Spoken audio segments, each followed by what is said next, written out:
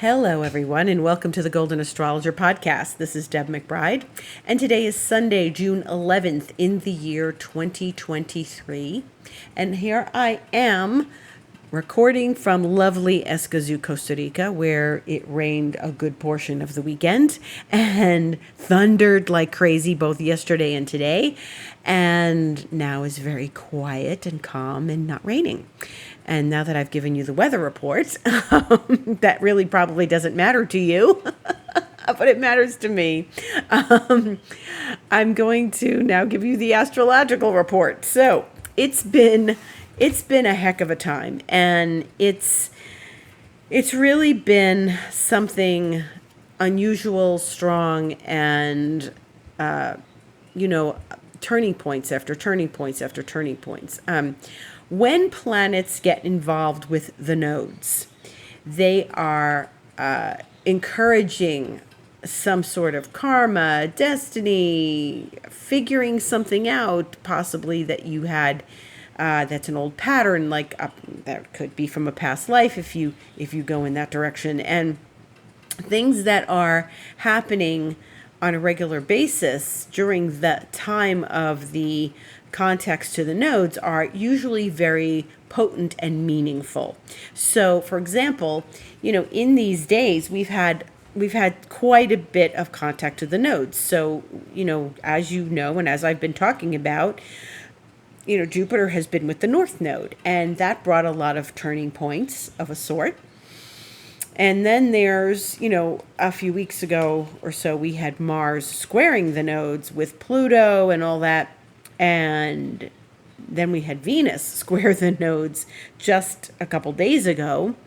And that again brought more turning points and realizations and karmas and undoings of karmas. And so I have found, and the nodes have a lot to do with the eclipses. And I have found that in these weeks that there's been, I was talking with myself the other day, as I have to do every now and again. And I said, what's really going on here? And I realized that a lot of what I was feeling was still left over from the eclipses.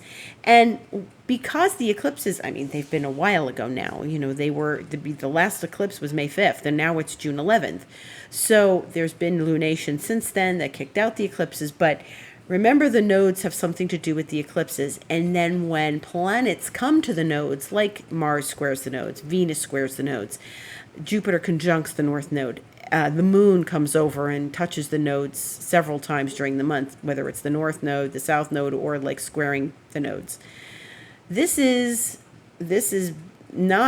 not allowed us to really release and just let go and work through a lot of the stuff from the eclipses until recently. And now I felt the shift in these last days, and I feel like we're moving past it.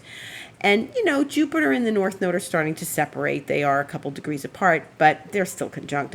As I always say, if you have a baby and they have an astrological chart, they have Jupiter conjunct the North Node. So it's not that far away.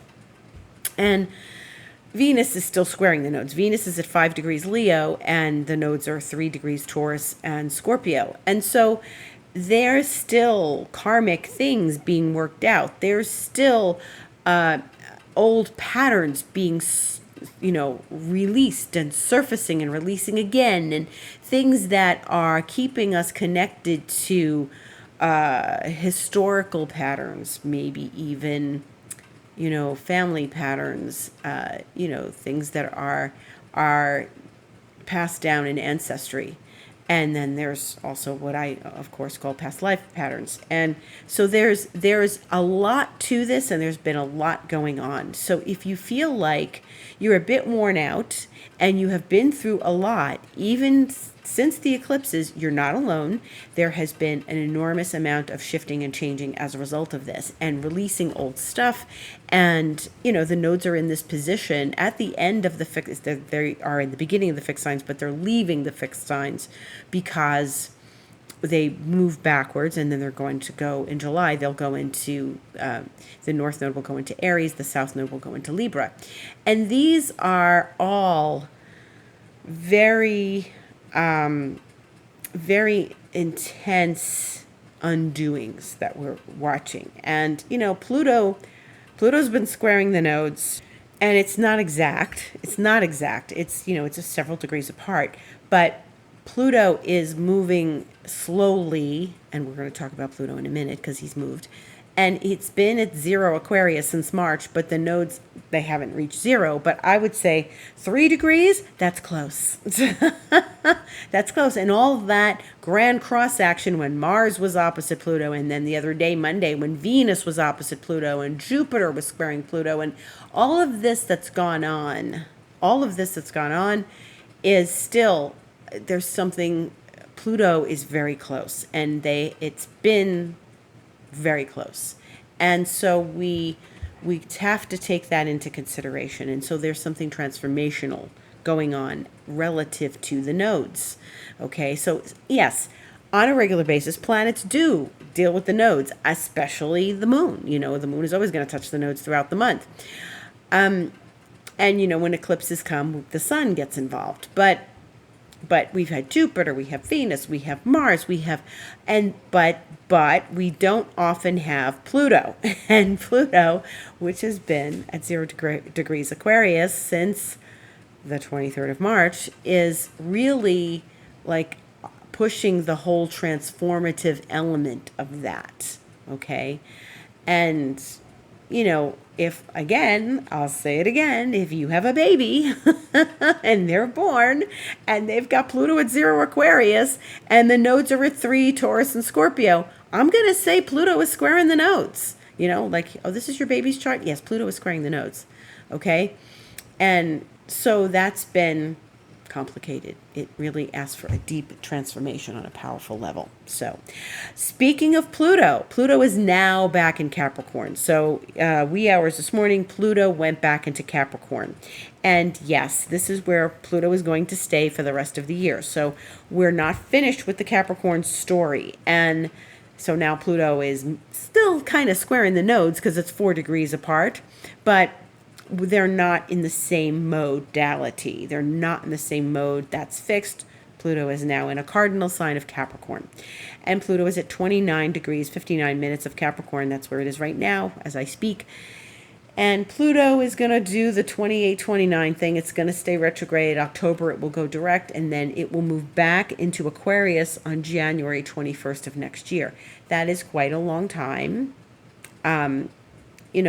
We got a taste. So this is important. We did get that taste of Pluto in Aquarius. So it's not like we don't know Pluto in Aquarius. We have felt it. We absorbed the codes. We embodied the nature of Pluto in Aquarius already.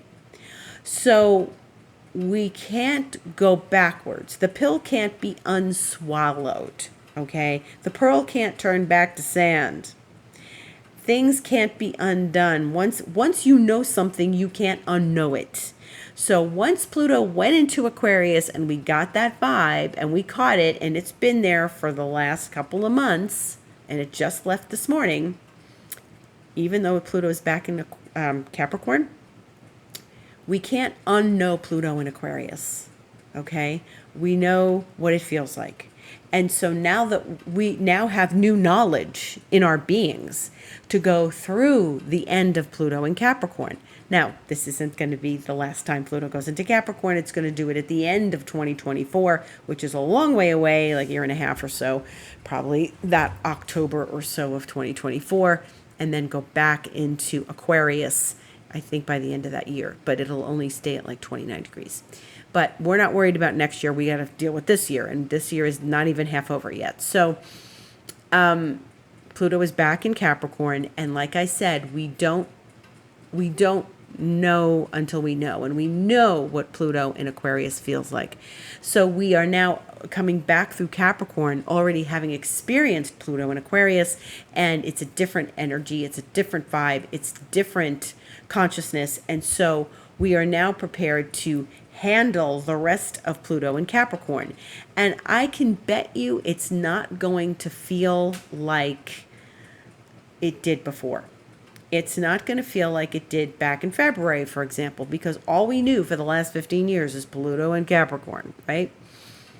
And now we already know something else.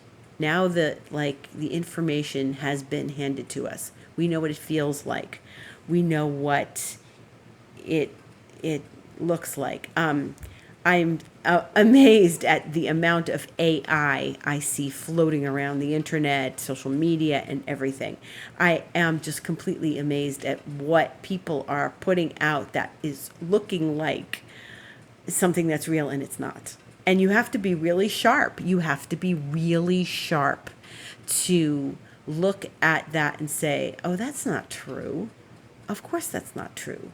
That's not real. People are falling for things left and right. People are falling for things. And smart people I know are falling for things and saying, no, this is wrong. They can't do this. This is wrong. And it's like, no, that's AI. That's not real. Don't fall for that trick. It's going to find its way into our lives. It already has. And it's fascinating how people are really getting tripped up by this. So everything you see, everything you read, you have to really make sure it's coming from a reliable source. Yesterday I was reading something on the internet, something that was very innocent, and there were all sorts of ads on the page, and they were completely false. And the pictures were completely false. And I knew they were, and I'm like, I don't even know what the point of having those here are, because the world at large knows that that's not true. And I guess people are going to click on that. I'm not clicking on that, but I don't know where that's going to take me if I did.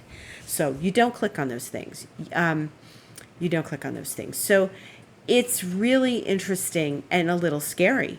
Absolutely a little scary. And then I was reading something from an email I received from some tech company the other day, some website, and they were talking about how if you write something, if you're writing a blog or you're writing information or you put something up that you've written with like one of these AI functional tools, it may not be yours. You may not own the rights to that. If it comes from you, you own the rights to that. If it comes from AI, and here we are again. Remember the sampling days? Remember the early days of sampling music pieces?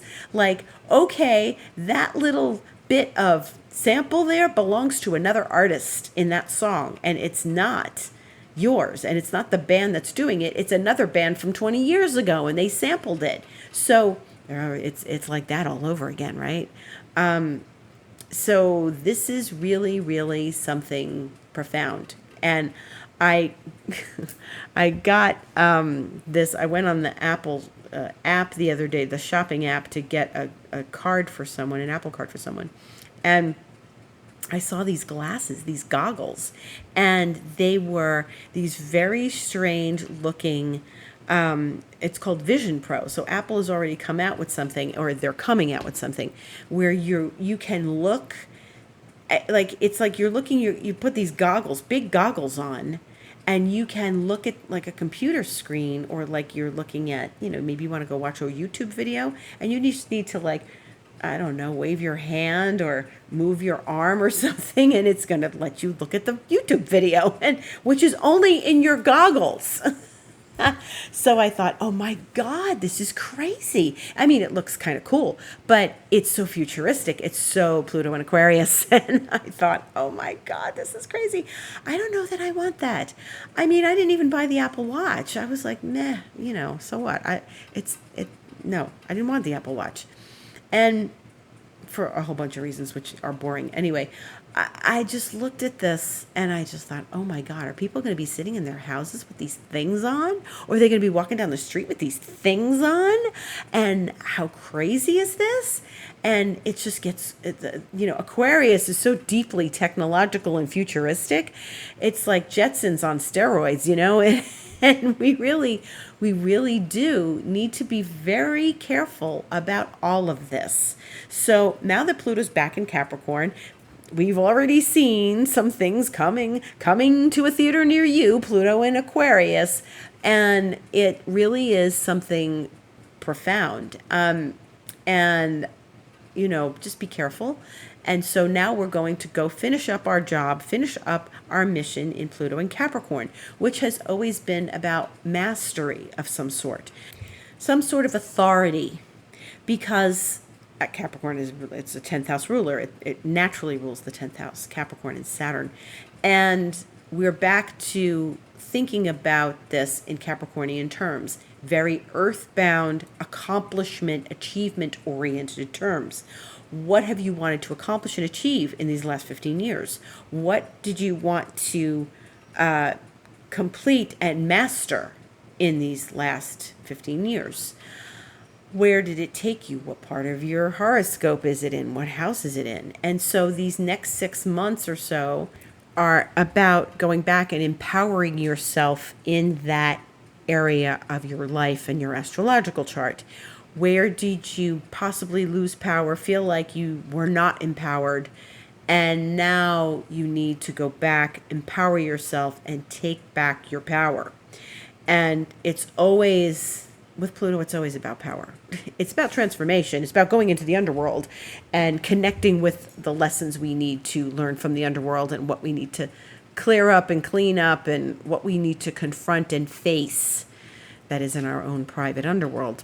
Once we connect with that, we are no longer disempowered by those things, whatever is in our own private closet underworld, whatever has been possibly a place where we were afraid to take control, take our power.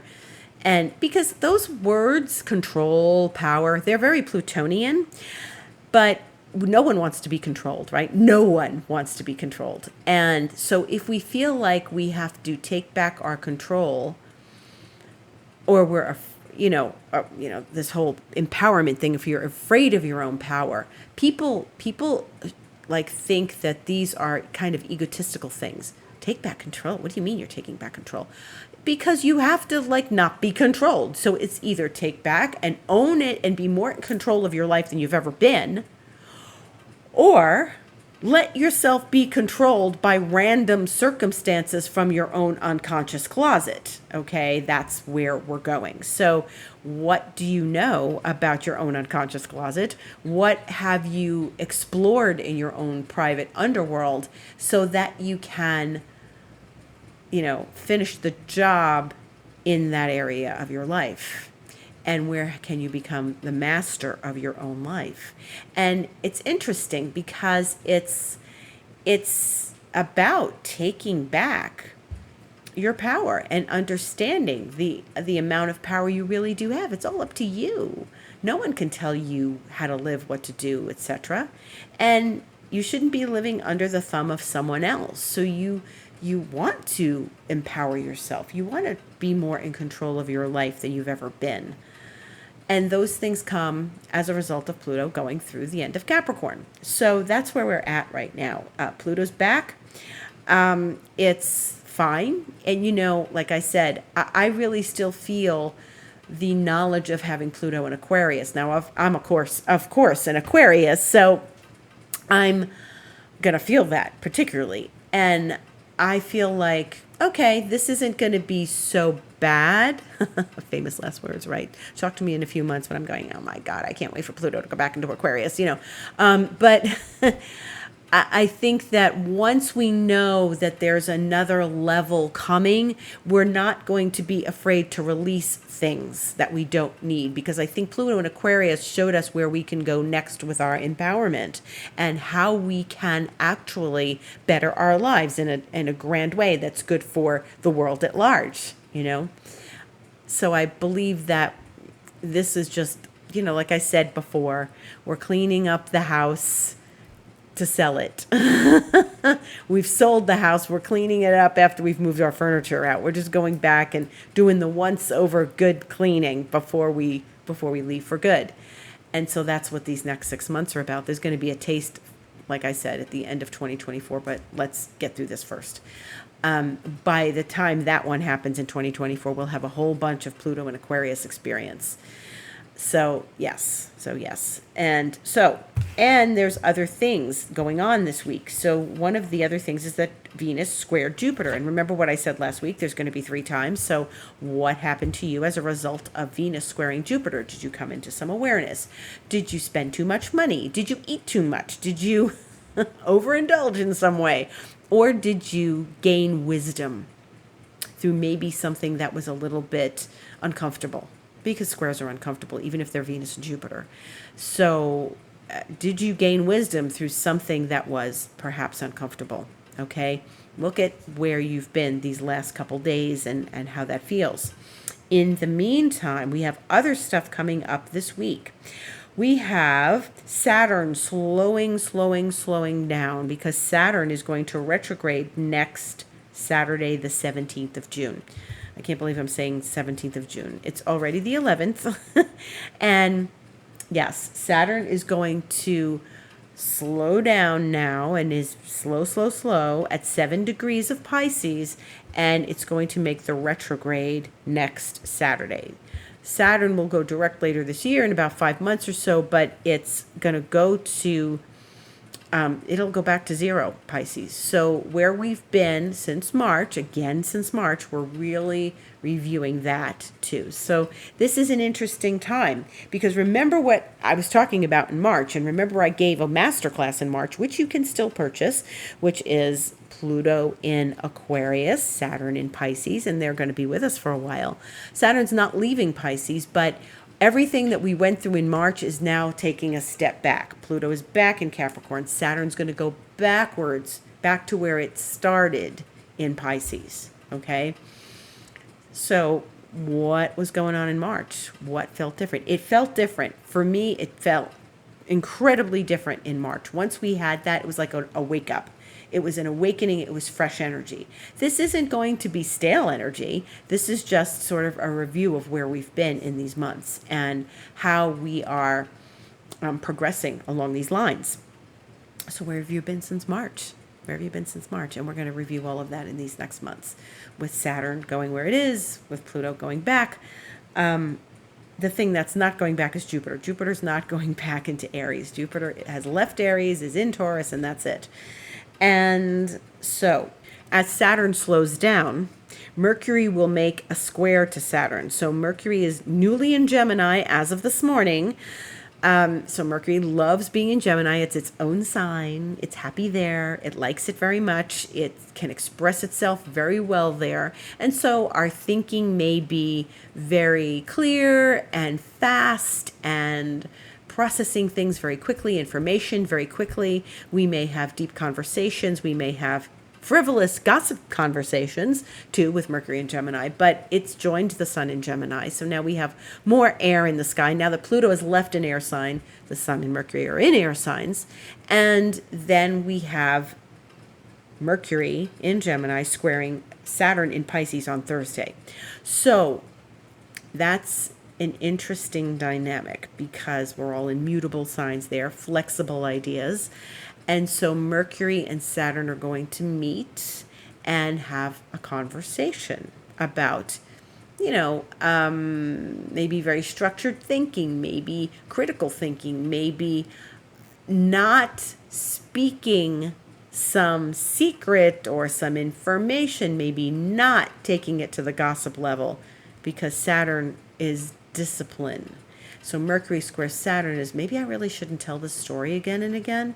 Okay, I'm not going to tell anybody this. I'm just going to be very quiet and very to myself about this. I'm not going to spread rumors and information and discuss things that probably shouldn't be discussed yet. Mercury to Saturn asks us to be discerning in our communications, to be aware of our communications, to be thoughtful and be respectful and communicate with integrity, and not just like fly off the handle telling people things and stuff. Just be very thoughtful and precise, and also, about, any kind of work we need to do. Be very thoughtful and precise about our work, and be very efficient in some way. Be Saturn about it, Be very clear. So next weekend we have a new moon in Gemini. So that means the moon will be in Gemini, the sun will be in Gemini, and Mercury will be in Gemini. So this is a lot of fast thinking energy, okay? So the new moon in Gemini is at 26 degrees, Gemini, the end of the sign, because by the time we get to next week, we're going to be approaching the end of Gemini. if you can believe it. It feels like Gemini just began, but we're sort of in the middle of it right now, of the middle of Gemini. And we've got another, say, from where I speak now, we've got another about 10 days or so to go before it finishes.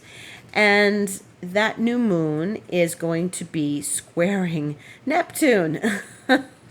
So it's an interesting thing. It will be squaring Neptune, and then the next day, so the moon will square Neptune for sure, and then the sun will square Neptune on Sunday the 18th at 11:54 p.m. Eastern Time. So the new moon occurs really, if you're in the Eastern Time zone, it's going to be 12:37 a.m. on Sunday. For me, it's going to be Saturday evening at 10:37 p.m. in Central Standard Time where I am. So that's that whole new moon situation squaring Neptune. That's where things are not clear. Okay, so now we've got Saturn going retrograde at the same time this new moon is going to be squaring Neptune. So this is a little bit of the clarity, non-clarity energy. Okay, and so we want to keep our heads on straight, and we want to be as clear as possible while this energy is surfacing in our lives. The new moon square Neptune can be highly intuitive and psychic, highly sensitive, okay? Even though the new moon is in Gemini, which is very brainy, mental, energy, analytical, thinking, overthinking, it's asking us to step back and be more intuitive. So there's going to be a part of us during this lunation that, it's a square. Again, it's a challenge. And the new moon wants to be thinking, analyzing, talking, speaking. And again, there's this challenge to a planet that is much bigger and saying, okay, you have to sense into this and sort of navigate the difference between sensing into this and thinking into this. So if you find that your thinking mind is at odds with your intuition, you need to really be balancing this. Remember, intuition should top thinking mind. Intuition is always going to, be your best guidance. So this may be a moment when you think you should do something, but your intuition's saying, maybe not such a good idea. So we all have to pay attention to the rational thinking mind versus what the intuition is telling us. And this is a lot of communication. This is communication with self. This is communication with others. This is communication of ideas. It requires balance between these two factors that we live with every day. And if you find that your intuition is speaking very loudly, then you need to listen to it and not necessarily feel like I can't pay attention to that. I've got my rational mind is telling me this, and I need to be rational about this. So there may be decisions any of us have to make during that time next weekend that ask us to choose between the two or find the balance between the two. Squares usually ask us to find some middle ground, that we have to navigate between those two qualities. It often means they are really at odds with one another. And it's important. This is a big one because it is a lunation. It's a big lunation. It's the new moon. And it asks us to initiate things and start new ideas. New ideas is a great thing to do under a Gemini new moon. Great new ideas, and really they should come from a deep creative place. So if we can find a nice creative idea to go out in the world with and follow up and follow through on our creativity, well, then this could be a very valuable use of that new moon next weekend. And paying attention to something that is maybe stretching us a little bit beyond where we're comfortable. Maybe we want to just be very rational and very thoughtful about this, and it's asking us to step into our creative senses and step into our senses, not think. Okay, so in some realms we're going to have to turn off the thinking mind. In Gemini, it's so much energy in Gemini that it's the mind can really just get revved up, as opposed to Neptune that is more meditative and sensitive and intuitive. What you also need to be aware of is when that Gemini energy could be all bah, bah, bah, bah, bah, bah, bah. You've got to sort out what's truth and what's not, because Gemini sometimes will say something and it's sort of like embellished because it's funny or something, but it's not really the truth. Neptune can also bring lies around. So you could get incorrect information with Gemini energy and Neptune. There may be some lies that you're being told, or it could go either way. You're told some big truth, you find out some big truth, or you find out like someone's lying to you, or you sense that someone is lying to you. Keep your antennas up. Sense into things before you think too much, okay? So there's really balancing intuition, balancing the mental energies we have that can get carried away. Very important. And Neptune is going to start slowing down because at the end of the month, Neptune will retrograde. So we're really starting the whole season of retrogrades of planets that go retrograde for a long time. And we know that Pluto is retrograde for a while now. We know that Saturn's going retrograde next weekend, and we know that at the end of the month on the 30th, Neptune will retrograde. So this is, the next one will be Uranus, but that won't be for a while till like the end of summer. So we're really paying attention to this again, stepping back, looking at where we've been, what we like to, if we want to course correct, what we'd like to review, anything that we have, accomplished already this year, and what we need to do if we need to review that. It's interesting because it feels like the year just began, and we really are approaching mid-June. That's what, today is already the 11th. We're approaching mid-June, and we've been far in this year, and a lot's happened. So let's go back and look at what's happened, and are we satisfied with it? And do we need to make some adjustments? And that's what retrogrades help us do, kind of review and adjust and step back and look within. There's always that within card, right? That's the week. And, we'll talk more about Venus. Venus, I talked a lot last week. Venus is going to go retrograde in the end of July. So we've got some time yet, but start paying attention because Venus squared Jupiter. And remember, this is the first of 3 passages. That's 3 chapters of a story. So we've got a big narrative happening with Venus. So start really paying attention to your relationships, your money, your dynamics with people, friendships, and love, because Venus is in Leo. Mars is in Leo too. They're not really conjunct, but Leo is all about the heart. So, Venus and Mars are asking us to take some reviews of where our heart is right now. Okay. And I am Deb McBride. This is the Golden Astrologer Podcast. If you'd like to contact me for any reason, you can email me, deb@debmcbride.com, info@thegoldenastrologer.com.